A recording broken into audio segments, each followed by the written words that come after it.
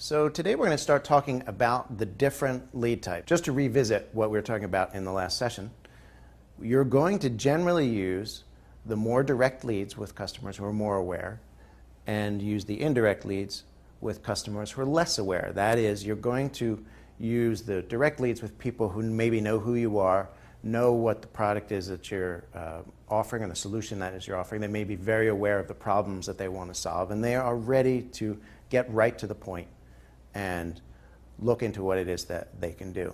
This is an area where the offer lead works best because the offer lead gets right to that point very early. As we looked, you could name the products much sooner. You can get into the solutions that you're going to offer much sooner because you don't need to build the trust that's going to be required to get to that point. You've already earned it.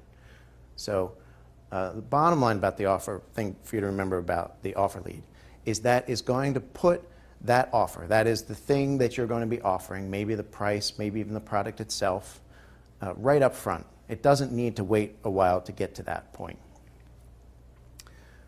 So here we have an example of somebody right here. This is an online site. This is for QuickBooks from Intuit. It's an accounting software. Save up to 50% of QuickBooks online. Now, somebody who has no awareness of what QuickBooks is or what they're going to use it for won't see the value in saving 50%, but somebody who's already out there looking for this kind of product knows right away that they want to get the product that they have wanted to get, and to get it at a good price is perfectly fine with them. So you don't need to warm them up if you go into that audience. There's no reason to hide it. Or maybe it is, we saw this letter and in the other sample, use my passwords to access all our best investment ideas for just $9 a month. The group that this went to, they were aware of what kinds of resources this investment ideas were coming from. This was going to a group of customers that had already signed up to get many of the services from this publisher. And it's okay right there to get to the point about the price because the trust has already been earned, and now the price, the offer is something you can address right away. Often you're going to see these offer leads will center around price breaks, 50% off, 2 for 1, those kinds of deals. So before we start looking through the different things that happens with an offer lead, what's going to happen is you're going to say, do I have customers who we already have that relationship with? Do I have customers that are very aware of the kinds of things that they want from us? And with that advantage already in place, I'm going to go down and I'm going to see what is my offer, what is the price, what kinds of deadlines and things are attached to it. So price break is a very typical way to see an offer lead, but it also might center around some kind of free gift. Are you going to have some kind of giveaway that would make the offer more enticing? Somebody could be anything very small, from like a money clip or people giving away a little timer or watch, or something much bigger, or something that is another related type of product. Like for information products, it's typical to give away more information reports, or a free book, or a free webinar, or a free audio series, or things like that. You want to look at the offer and you want to see, is there something that you can give away to sort of sweeten the deal? Okay? Or it may be something that has a natural deadline, like say something related to the news, or maybe some limited supply, or somebody has a going out of business sale, or somebody has some kind of product or opportunity that it's targeting that's going to happen at a certain time. Or it may be a deadline that you have built internally where you just say that you want to offer this deal up to a certain point, or you want to bring in a certain number of customers before the deal is going to change. If you have something like that built into your offer and you're writing to somebody who already trusts you, where you don't have to build all that stuff up, you might want to bring that deadline up to the front, because you want to have some certain amount of urgency. So people who go and they get to reflect on a deal and they set it aside, if you ask them to set it aside, they probably will, and they may never get back around to it. You know, that's just how life works. So you want to have some kind of urgency, and if you have a deadline, it can be good to bring that up to the front. You might also have some amazing guarantee. If you're very confident about how the product is going to work, and you make a guarantee at the end that's very strong, you might want to bring that guarantee up the front. So here is a thing for a 3-week diet, and you see up here, it says a foolproof science-based diet that's 100% guaranteed to melt away 12 to 23 pounds of body fat in just 21 days. That's very specific. It's a considerable amount of progress. So, and it's prepared to guarantee that. And we know that you can't make a guarantee like that without being able to deliver on that guarantee, or you get in trouble, or your reputation is on the line, or you lose the customer. The prospect knows that, and for that reason, the guarantee has a certain amount of importance to them and a certain amount of adds a certain amount of credibility to what you're about to say. So that if you have a strong guarantee, you might bring that right up to the front. Or maybe you have an offer where you know it has multiple layers. And some people are going to remember the Ginsu Knives commercial. These guys basically invented the infomercial, and they invented the phrase, "But wait, there's more." That "but wait, there's more" was their way of ratcheting up the offer. So you know that if it got to the end of the sales letter and they said, "You're going to get the steak knife set, a 9-piece steak knife set, and it's also going to come with this carving knife. But wait, there's more. I'll also give you this fork, this big fork for carving.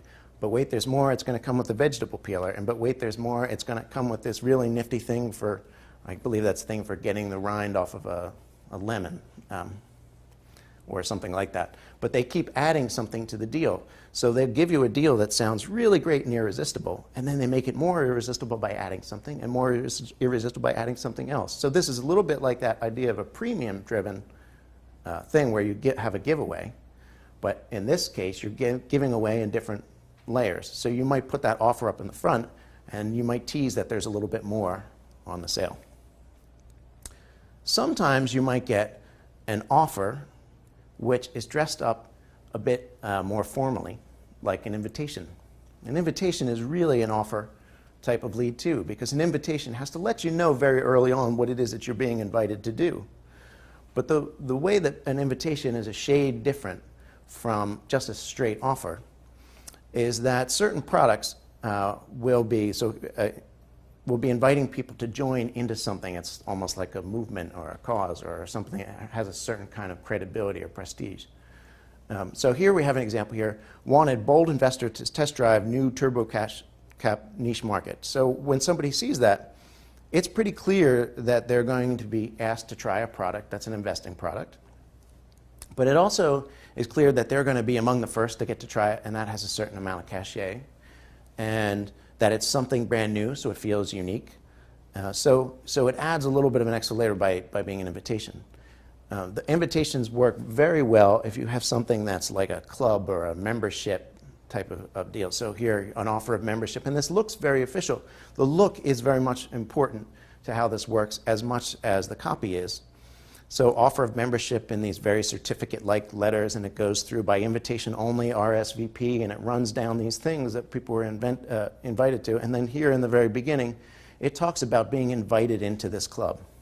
Now that has a certain amount of weight to it as well. Here's another promotion, which was actually from the product that we just saw before, but this one was dressed up to look like an envelope that was an invitation to a club with just RSVP. That's the headline on the outside there, but that look made somebody feel like they're going to be immediately invited to something. And when you open it up, right inside, you find out that here is the Oxford Club. It says right here. So we know what the product is. In the very beginning, it says, "I'm going to invite you to join this special club." It names the club. So again, very early on, but that invitation spin on the offer adds a lot of weight to it. It may be that you have a deal that you want to offer to somebody, and then you have a really clever reason why behind that deal. So when you offer anybody a deal, and any offer lead, you're going to have to justify why that deal exists. So if it's 50% off, the person wants to know why you're giving a 50% break. If there's a limited supply of something, they want to know why there's a limited supply. Why can't you produce more? Here, in this case, this is that famous ad from Avis, the car rental place. They are obviously people know who Avis is. They know that they rent cars, so you don't need to warm people up. Right away, they can say that we want to rent you cars, but they also say in the lead here, Avis is only number 2 in rental cars, so why go with us? We try harder, and it goes through. This is a very famous ad campaign for them. So in their offer, they also explained the reason behind their offer and why they would deliver better quality than the number 1 competitor, which was Hertz, so that they had to work harder because they were in the number 2 slot. So that's something important to keep in mind too, that when you do an offer lead, you want to know what that rationale is. What's the reason why behind this offer that you're going to put out there? And you want to make sure it's the best possible offer that you can deliver to people. And then you also want to make sure that you're delivering it to an audience that's going to be receptive to it. That is, people who are more aware, people who already have some trust in you, or already know what problem it is that they're trying to solve. This can be a very simple lead to write and a safe bet if you've got the right audience. It's worth something, it's worth testing when you put out a new product, or you put out a product that has been around for a while and it's going out under a name that people recognize. If you've got a very good deal that you're going to attach to that. And as it says in the best situation, they're very easy to write offer leads because they get right to the point and you don't have to do a lot of that warm up. So it basically would be putting that offer up at the front, opening with an intro, explaining the details of what that offer is, and for most of the rest, proving why that offer would be a great one for the situation that you're trying to address. So there's a little exercise for you. Go out and look again at the mail that you get, the promotions you get in your mailbox or in your inbox. Look at the offers in H1 and make a note about the thing in that offer that's the type of thing that would be able to get you to move on that opportunity. If you were in that market, if you're in that target market, and presumably it's coming to you, it would be something that hopefully is targeted to you. So what is it about that thing at the end that convinces you?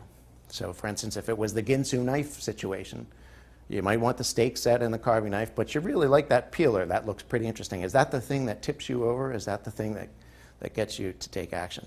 See what that is, and do that with things that are offer promotions at the top, where they offer the product to you right away. But then also see if you can find some things that don't have the offer at the top.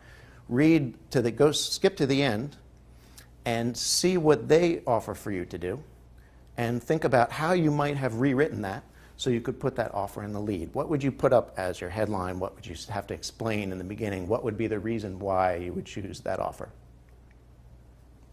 In our next session, we're going to move on to a type of lead that's still direct, still is very common, but it's just a little bit less direct than an offer lead. It's called the promise lead. I'll talk about what that is, and I'll give you some tips on success with that. So thank you very much, and I will see you in session 4.